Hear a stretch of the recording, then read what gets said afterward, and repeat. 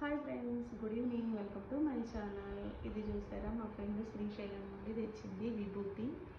ఈరోజు మండే, శివుడిది మా ఇంటికి వచ్చింది. అయితే ఈ మధ్య యూట్యూబ్లో చూసాను అనమాట నేను.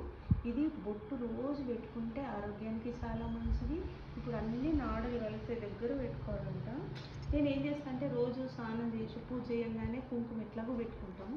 ఇది రోజు పెట్టుకోవాలన్న సంగతి నిజంగానే నాకు ఈ మధ్యనే తెలుసు. గుడికి శివాలయానికి వెళ్తేనే పెట్టుకుంటాము. ఇంట్లో అయితే నేను పెట్టుకునేదాన్ని కాదు. ఈ మధ్య తెలిసింది కాబట్టి కంపల్సరీ పెట్టుకుంటా. మనం ఎక్కడికైనా వెళ్ళేటప్పుడు పెట్టుకున్నా మనం ఏదనుకుంటే అది మంచి జరుగుతుంది.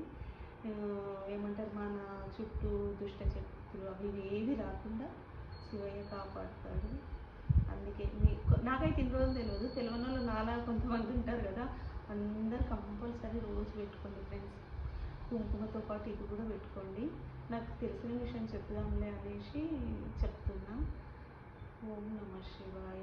రోజు పెట్టుకుంటా నేనైతే ఇప్పటి నుండి. నాకు తెలిసినవి అయితే నేను పాటిస్తా, ఏవైనా సరే ఇంకా రోజు పెట్టుకుంటా. నేను మా పిల్లలకి, మా ఆయన కూడా పెడతా. ఉత్తి కుంకుమ పెడతా రోజు పొద్దున పూట, దాంతోపాటు ఇది కూడా పెడతా.